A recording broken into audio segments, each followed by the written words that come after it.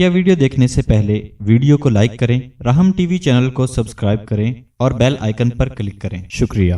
अस्सलाम वालेकुम हज़रत जी, शेख अली आपका मुरीद। आज एक सवाल है कि यूट्यूब पे चलते मतलब क्लिप्स देखा था मैंने, स्कॉलर साहब फरमा रहे हैं कि क़ुर्ब क़यामत से पहले मतलब अरब पे मुशरिकीन सब गालिब आ जाएंगे, और वो एक हदीस का हवाला भी देते हैं कि जिससे जो है आप साहब ने फरमाया कि मुशरिकीन गालिब आ जाएंगे, और साहबा ने अर्ज़ किया क्या हम लोग तादाद में कम होंगे? तो उन्होंने बोला नहीं, आप तादाद में बहुत ज़्यादा होंगे, लेकिन आपके अंदर दुनिया की मोहब्बत ज़्यादा हो जाएगी और मौत की फ़िक्र भी ज़्यादा हो जाएगी, मौत से डर होगा आपको। तो इससे हज़रत जो मतलब लोग हैं उनको फ़िक्र हो गई कि जो ना भाई जब सब ऐसा होना ही है तो बड़े परेशानी हो रही है लोगों को कि भाई कि क्या करें जब इस तरह तय है, तो इसमें ज़रा रहनुमाई करें। जज़ाकल्लाह। अल्लाह अकबर, अल्लाह अकबर। ज़रा आजकल वो फ़लस्तीन और इजराइल का किस्सा चल रहा है, तो यूट्यूब पे हर तरह के क्लिप आ रहे हैं। शायद इस नौजवान ने भी क्लिप सुन लिया है कि अरब पर तबाही आएगी, वैलुन लिल अरब, अरब के लिए हलाकत तो तबाही है। और जैसे बता रहे हैं कि जो वो बावजूद ज़्यादा होने के फिर भी जो वो कहते हैं कि मुशरिकीन का कुफार का कब्ज़ा हो जाएगा है। और जैसे बता रहे हैं कि जब वो तो ये तो फिर तो मायूसी फैलने वाली बात है। जब ग्रेटर इसराइल बनना ही है तो फिर लड़ने की ज़रूरत है भाई, है। तो ये तो मायूसी की बात है।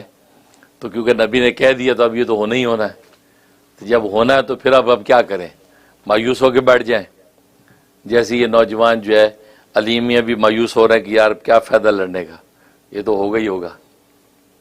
तो भाई अगर ये बात है तो मरना तो है ही है ना, मरना ही है ना। ये तो डेफिनेट, इससे ज़्यादा हटल हकीकत तो कोई नहीं है। तो मरना हर एक ने, तो मरने से बचने की कोशिश क्यों करते हैं? फिर मरने से बचने की कोशिश क्यों करते हैं? हालांकि ये तो मरने की हकीकत तो वो उस जंग वाली पेशेंगोई की हकीकत से ज़्यादा अटल है। लेकिन जैसे मरने के कोई हालात पैदा तो भागते हैं हम, जान बचा भी क्यों? उन्होंने कहा जब मरना ही है तो क्या कोशिश करनी है, मर जाओ भाई, है। क्यों जान बचाते हैं आप? तो आप वो एक चींटी भी जान बचा के भागती है। चींटी सोचती मेरी भी जान है भाई। तो कोई ऐसी जानदार चीज़ नहीं जो अपनी जान बचाने की ना भागे। जबकि इंसान को तो अल्लाह ने ये शऊर दे दिया कि मौत को अटल हकीकत करार दिया है, तो हम फिर मौत से बचने की कोशिश क्यों करते हैं?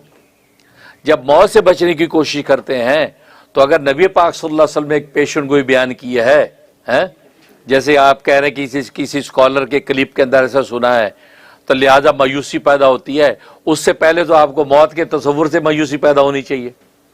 आप दुकान भी बंद कर दें, दफ्तर भी बंद कर दें, कारोबार बंद कर दें, मरना है यार, दफा करो, करना क्या है? कब मरना पता नहीं यार, शायद कल ही ना मर जाऊं, क्या करना है? ये 20 साल पुराना 20 साल लंबा जो मनसूबा बनानी, कोई नहीं करता। कोशिश हर बंदा कर रहा है, ठीक।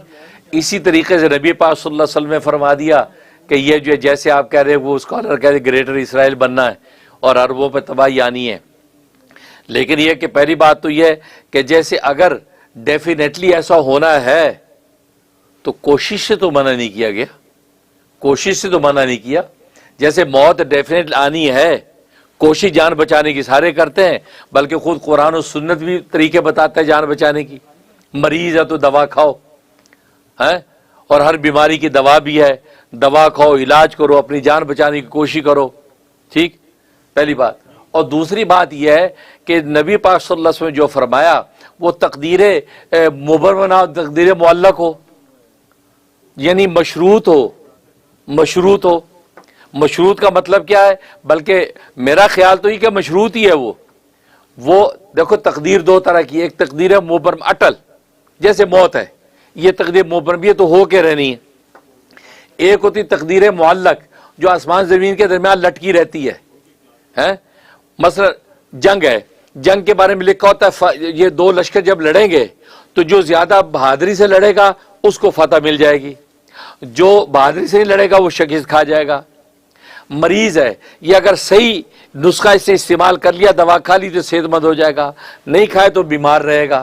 اس کو کہتے ہیں تقدیر معلق. یہ لٹکی رہتی ہے، صحیح طبیب کے پاس صحیح دوائی کھا لی اللہ اس کو شفا دے دیتے ہیں، صحیح دوائی نہ کھائی تو بیماری اور بڑھ جاتی ہے. یہ تقدیر معلق ہوتی ہے. ہو سکتا ہے کہ نبی پاک صلی اللہ علیہ وسلم نے جو ارشاد فرمایا کہ یہ ہوگا، مشرکین کا قبضہ ہو جائے گا، عربوں پہ تباہی آ جائے گی، اور جناب وہ یعنی آج کی زبان میں گریٹر اسرائیل بنے گا، خیبر تک یہودی پہنچ جائیں گے، تو یہ تقدیر معلق ہو. بلکہ میرا خیال تو یہ تقدیر معلق ہی ہے. کیوں؟ اس لیے کہ نبی نے جس حدیث کا آپ نے حوالہ دیا ہے کہ نبی پاک صلی اللہ علیہ وسلم فرمایا کہ عربوں پر تباہی آئے گی، اور جناب کہتے ہیں کہ ایسے دشمنان اسلام جو ہے اس طرح تم پہ ٹوٹیں گے جیسے دسترخوان کے اوپر کھانے پڑے ہوں اور کھانے والے ٹوٹتے ہیں.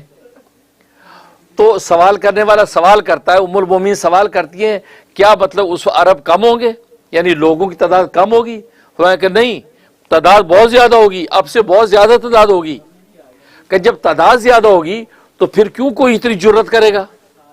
تو آپ نے فرمایا کہ اصل میں ان میں وہن پیدا ہو جائے گا، وہن، واو ہا چھوٹا ہا اور نون، وہن پیدا ہو جائے گا. تو سوال کیا کہ وہن کیا چیز ہے؟ آپ نے فرمایا حب الدنیا و کراہت الموت. دنیا کی محبت پیدا ہو جائے گی اور موت سے ڈر پیدا ہو جائے گا.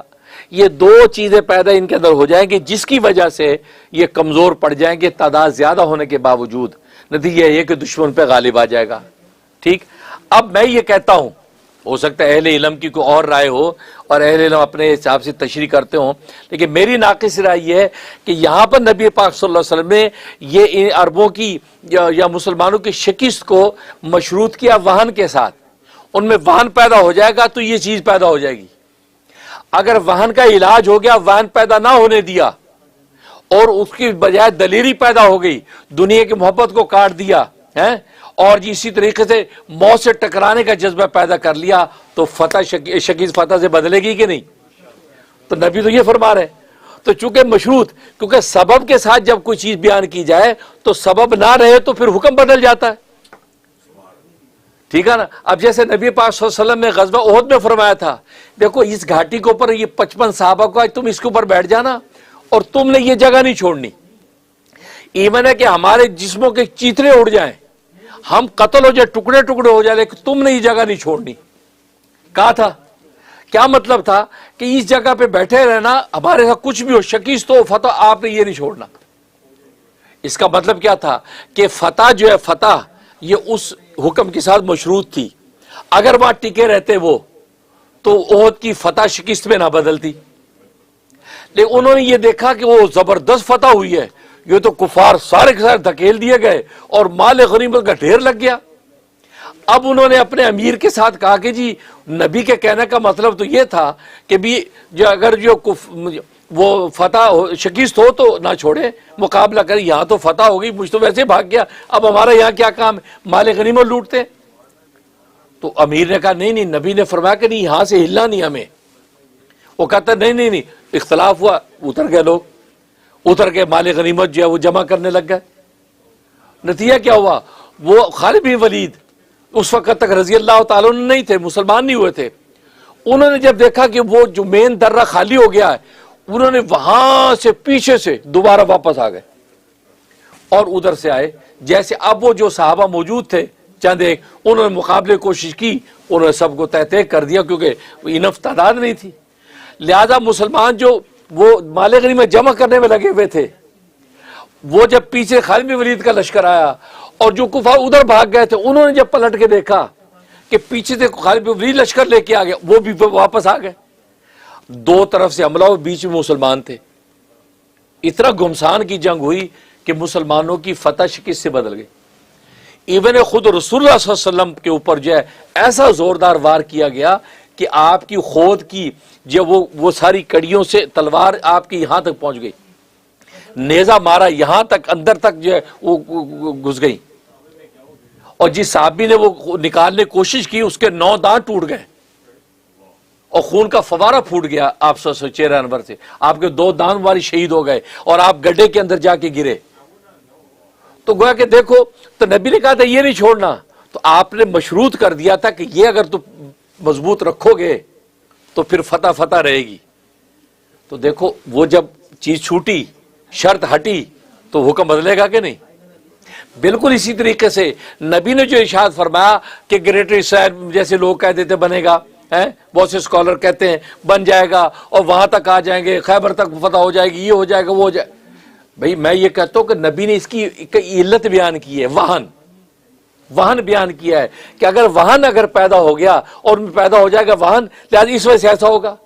لیکن اگر آج امت اپنی اصلاح کر لے کہ وہن پیدا نہ ہونے دے اور کہے کہ نہیں بھائی یہ اس وجہ سے ہم میں یہ کمزوری آئے گی، نہیں، ہم حب دنیا کو ٹھوکر مارتے ہیں اور ہم جو ہے وہ موت کو گلے لگانے کو تیار ہیں، نکلتے ہیں، تو فتح شکست فتح میں بدلے گی کہ نہیں؟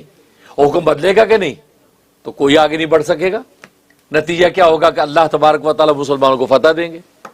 تو نبی نے یہ جو فرمایا، یہ جو تقدیر معلق بھی تو ہو سکتی ہے کہ اگر آپ کے اندر وہن پیدا نہ ہونے دیا جائے، وہن کی آپ اصلاح کر لیں، تزکیہ کر لیں، اور جب وہ اللہ کے سرشار مجاہد بن جائیں تو کوئی مائی کا لال انشاءاللہ آگے نہیں بڑھ سکے گا.